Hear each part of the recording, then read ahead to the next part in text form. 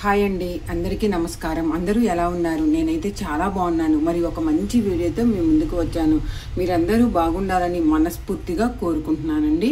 ఈరోజు 16వ తారీఖు ఏప్రిల్ బుధవారం, సంకష్టహర చతుర్దశి. పూజ ఇంట్లో ఎలా చేసుకోవాలి, బెల్లం దీపారాధన ఇంట్లో ఎలా పెట్టుకోవాలి, మీ పిల్లల చదువుల్లో ముందుండాలన్నా, విఘ్నాలు తొలగి ఇంట్లో అందరూ సుఖ సంతోషాలతో ఆయురారోగ్యాలతో ఉండాలంటే ఆ విఘ్నేశ్వరునికి బెల్లం దీపారాధన ఇంటిలో ఎలా చేసుకోవాలి, సంకటహార చతుర్దశి పూజ ఎలా చేయాలి, ఆ గణపతికి ఏ మంత్రం పఠించాలి, ఏ పువ్వులతో పూజ చేయాలి, మనము అన్నీ కూడా ఈ వీడియోలో మీకు తెలియజేస్తాను. కొత్తగా ఎవరైతే నా ఛానల్ చూస్తున్నారో నా ఛానల్ని సబ్స్క్రైబ్ చేసుకోండి. పక్కనే ఉన్న బెల్ ఐకాన్ని క్లిక్ చేస్తే నేను ఈ వీడియో పెట్టిన మీకు నోటిఫికేషన్ అనేది వస్తుందన్నమాట. ఈరోజు బుధవారం అండి, సంకష్టహర చతుర్దశి. మనకి 10:30 నుంచి స్టార్ట్ అవుతుంది ఉదయం పూట. మళ్ళీ మనకి 17వ తారీఖు మధ్యాహ్నం 12:30 వరకు ఈ సంకష్టహర చతుర్దశి అనేది మనం పూజ చేసుకోవచ్చు అనమాట. ఈ పూజ చేసుకునే వాళ్ళు విఘ్నేశ్వరునికి ఒక పీఠం పెట్టుకోవాలండి. చిన్న పీట లాంటిది పెట్టుకొని విఘ్నేశ్వరునికి గంధము కుంకుమలతో బొట్లు పెట్టాలి. పెట్టి విఘ్నేశ్వరునికి ఎరుపు రంగు పువ్వులైనా, గరికైనా, ఏదైనా సరే ఆ మందార పువ్వులైనా ఇలా సమర్పించి పూజ గదినంతటిని కూడా ఇలా పువ్వులతో అలంకరణ అనేది చేసుకోవాలి. పువ్వులతో అలంకరణ చేసిన తర్వాత దీపారాధన అనేది చేసుకోవాలన్నమాట. తరువాత మనకి బెల్లం దీపారాధన అండి. ఒక ప్లేట్ తీసుకొని దాంట్లో బియ్యం పోసి ఆ బియ్యం మీద పసుపు కుంకుమ అనేది వేసుకోవాలండి. ఉత్త ప్లేట్ అనేది బెల్లం దీపారాధన పెట్టకూడదు. ఒక ప్లేట్లో బియ్యం పోసుకొని దాని మీద పసుపు కుంకుమ వేసుకొని, మనకి ఇలాంటి బెల్లం క్యూబ్స్, చిన్న దిమ్మెలు పూజా అన్ని స్టోర్స్లో మనకు దొరుకుతాయి అన్నమాట. తెచ్చుకొని గంధము కుంకుమ బొట్లు అనేది పెట్టుకొని ఆ బియ్యం మీద ఈ బెల్లం దిమ్మలు పెట్టి దాని మీద 2 ఒత్తులు, ఒక ఒత్తిగా పువ్వొత్తులు వేసి 2 కుందుల మీద మనం ఇలాగా సిద్ధం చేసుకోవాలండి. ఇలా సిద్ధం చేసుకొని మనము ఆవునేతి దీపంలో ముంచినటువంటి ఈ ఒత్తులతో మనం దీపారాధన అనేది చేసుకోవాలి. తరువాత ఆ విఘ్నేశ్వరునికి మనం ధూపం వేసుకోవాలండి. లాస్ట్లో మనం ఈ దీపారాధన కుందుల్ని మనం వెలిగించుకోవాలన్నమాట. ఈరోజు పొద్దున్నే లేచి కాలకృత్యాలు తీర్చుకొని ఆ విఘ్నేశ్వరునికి మనం తలంటి స్నానం చేసి ఇల్లంతా శుభ్రపరచుకొని పూజ గదిని అంతటిని కూడా శుభ్రపరచుకొని పూజ అనేది మనం స్టార్ట్ చేసుకోవాలట. అప్పుడు విఘ్నేశ్వరుని మనం పెట్టుకోవాలండి. ఎప్పుడూ కూడా ఇల్లు శుభ్రం చేసుకోకుండా పూజ గదిని అనేది పెట్టుకోకూడదు అనమాట. ఆ విఘ్నేశ్వరునికి ఇష్టమైనటువంటి మనము అటుకులు, బెల్లము, ఖర్జూరాన్ని మనం నైవేద్యంగా ఆ విఘ్నేశ్వరునికి మనం సమర్పించాలన్నమాట.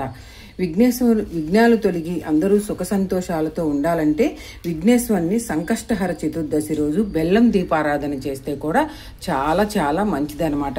ప్రతి ఒక్కరూ కూడా విఘ్నేశ్వరునికి ఇష్టమైన బెల్లం దీపారాధనని ఇంటిలో ఈ విధంగా చేసుకోండి అనమాట. ఈరోజు 16వ తారీఖు బుధవారం, సంకష్టహర చతుర్దశి. మనకి ఉదయం 10:30కి స్టార్ట్ అయ్యి మరుసటి రోజు గురువారం 17వ తారీఖు మధ్యాహ్నం 12:30 వరకు సంకష్టహర చతుర్దశి అనేది ఉందండి. ప్రతి ఒక్కరూ కూడా సింపుల్గా చేసుకోండి. మీ పిల్లల చదువుల్లో ముందుండాలన్నా, విఘ్నాలు తొలగాలన్నా, ఇంటిలో అందరూ ఆయురారోగ్యాలతో ఉండాలన్నా ఆ విఘ్నేశ్వరునికి బెల్లం అంటే చాలా ప్రీతి. కాబట్టి బెల్లంతో తయారు చేసినటువంటి దీపారాధనని మనం వెలిగించినట్టయితే కూడా చాలా చాలా మంచిదనమాట.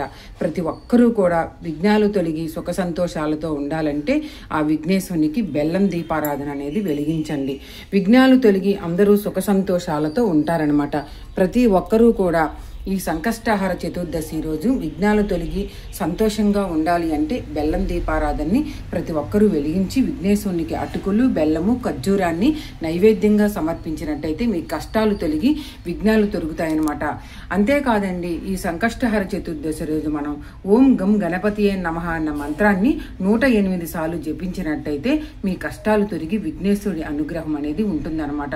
మీకు ప్రతి ఇళ్లలో చెట్లు ఉంటాయి. ఆ చెట్లలో గరిక తెచ్చి విఘ్నేశ్వరునికి మనం పెడితే ఈ బుధవారం చాలా మంచిదండి. నా దగ్గర గరిక అనేది దొరకలేదు కాబట్టి నేను అన్నీ కూడా ఆ విఘ్నేశ్వరునికి ఎరుపు రంగు పువ్వులతో అలంకరణ అనేది చేశానన్నమాట.